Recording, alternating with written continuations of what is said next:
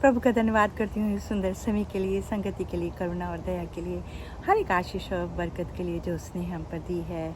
और हम परमेश्वर का नाम ले सकते हैं जो दुनिया से आला है, और हम गरीबों को बख्शी गई और उसने हमें सही सलामत रखा है, हर परेशानी से बचाया है। और इस समय जो बुरा वक्त चल रहा है उससे भी हमें बचाकर अपनी पनाह में रखा हुआ है और हम पर दया की भी है। तो हम प्रभु यीशु मसीह के वसीले से मांगती हूँ, आमीन।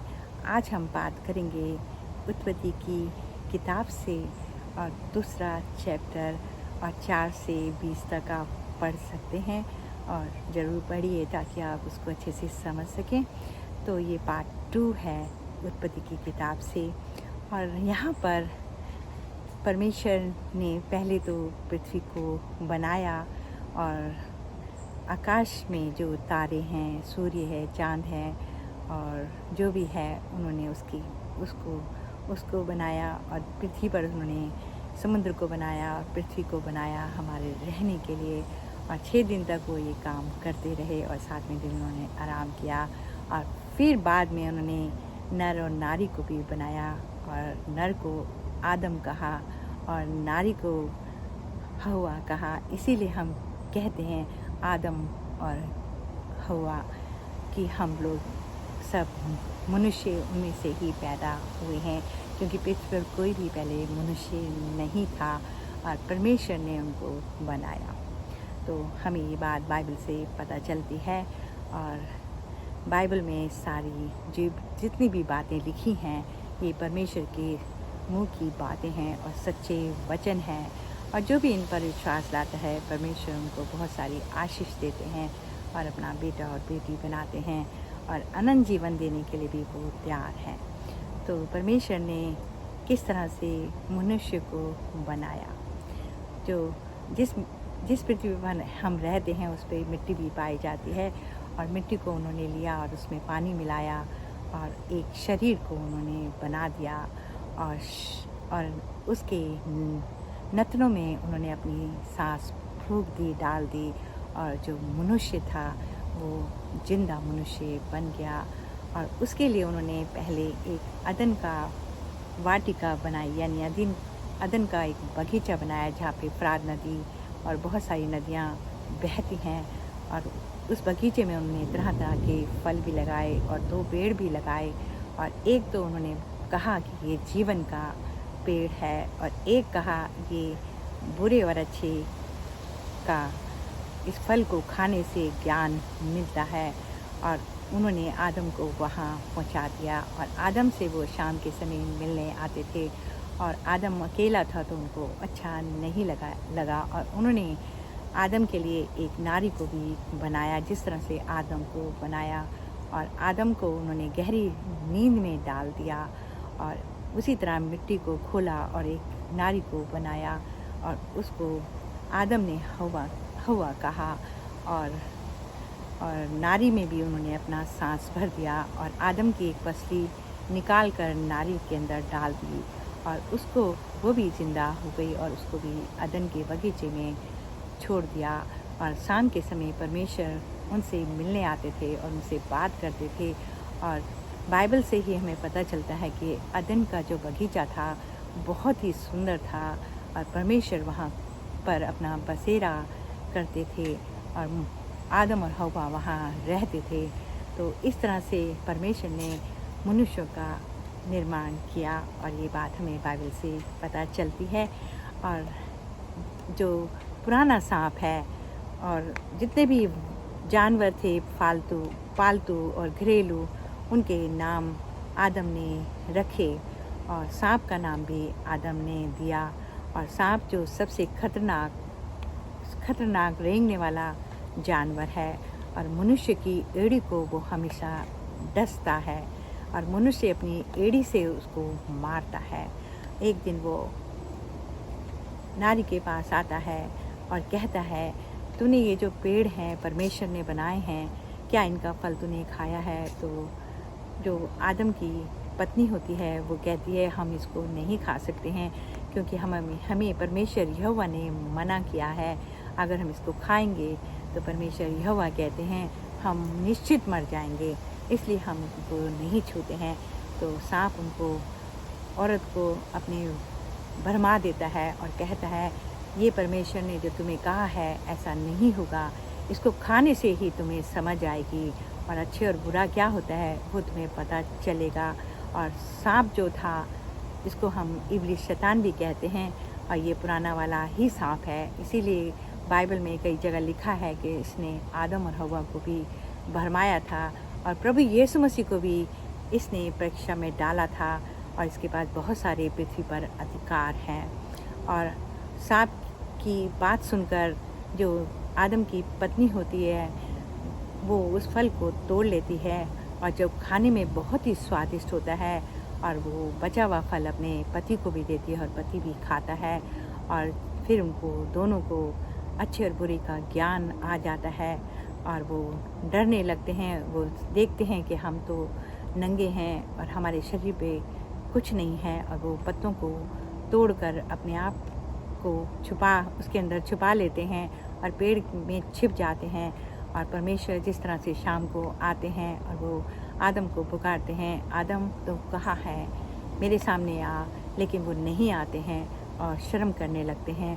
और परमेश्वर यहोवा समझ जाते हैं, आज इन दोनों ने बहुत बड़ी दुष्टता का काम किया है, जिसके लिए मैंने मना किया था, इन्होंने वो फल खा लिया है, इसीलिए इनको ज्ञान आ गया है।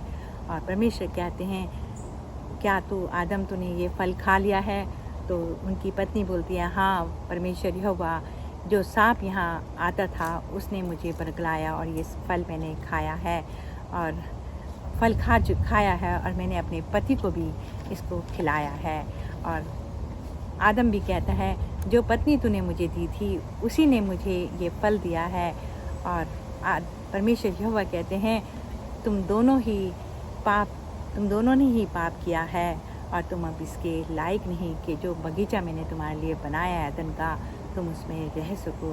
और वो सांप को भी शाप देते हैं और कहते हैं कि तू मिट्टी पर रेंगेगा और मिट्टी ही तेरा भोजन होगा, और तेरे मुंह को ये जो मनुष्य के बच्चे होंगे वो तेरे मुंह को अपनी एड़ी से तुझे मारेंगे, और तू उनकी एड़ी को डसेगा। और जितने भी मनुष्य के बच्चे होंगे और तेरे बच्चे होंगे उनमें हमेशा बैर रहेगा, और हमेशा तेरे को वो अपनी एड़ी से कुचलेंगे।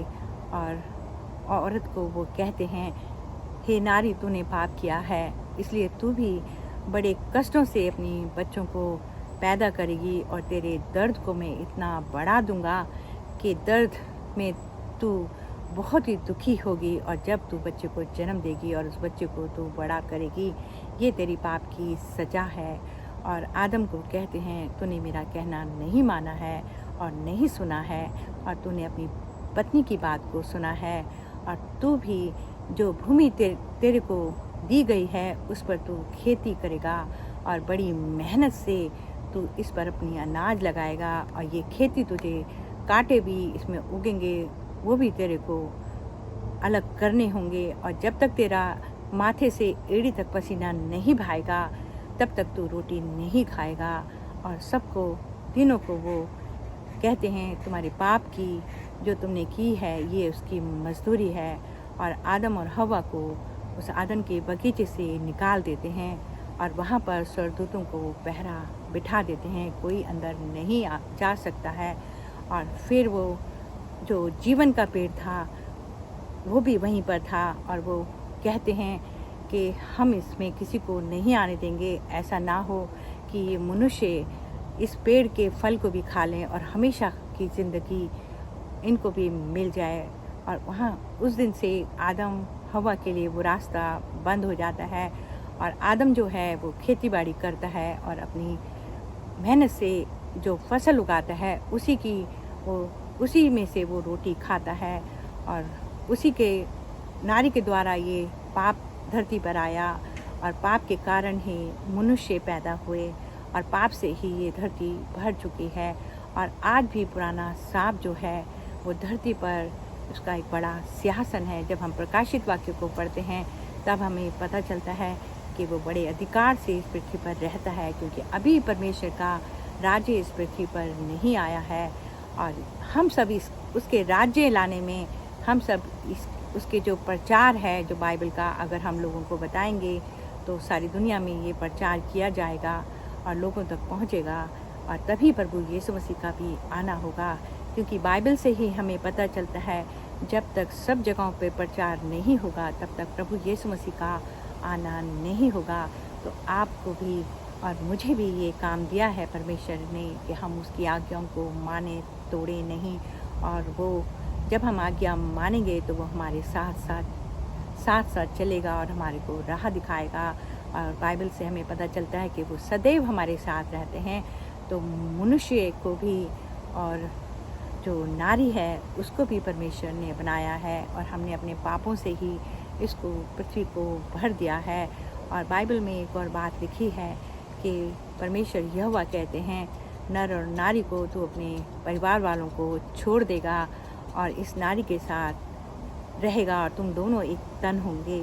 तो हम लोगों को आपस में लड़ाई झगड़ा नहीं करना चाहिए, परमेश्वर की आज्ञाओं को मानना चाहिए और परमेश्वर के वचनों में आगे बढ़ना चाहिए। नहीं तो शैतान हमें भी आकर धोखा दे सकता है।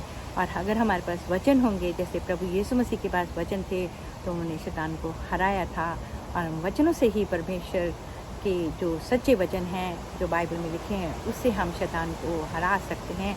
क्योंकि जिस तरह से परमेश्वर यहोवा धर्मियों को ढूंढता है, उसी तरह से शैतान भी धर्मियों को ढूंढता है कि उसके राज्य में बहुत ज़्यादा लोग शामिल ना हो सकें। और ये जो समय चल रहा है, इस समय बहुत बुरा है, इतना बुरा समय है कि शैतान चारों तरफ घूम रहा है और वो कह रहा है मैं किसको पकड़ूं और किसको परमेश्वर से अलग करूं, क्योंकि उसका जो बड़ा सिंहासन है अब प्रभु यीशु मसीह के हाथों में आने वाला है। तो जागते रहिए, प्रार्थना करते रहिए, परमेश्वर को पुकारिए, परमेश्वर के नज़दीक आइए, अपने पड़ोसियों को भी ये बातें बताइए, ये आपका फ़र्ज़ है। अगर आप नहीं सुनते हैं तो ये आपकी बदनसीबी है। और परमेश्वर के वचनों को भी पढ़िए। तो प्रभु यीशु मसीह के वसीले से मांगती हूँ, आमीन।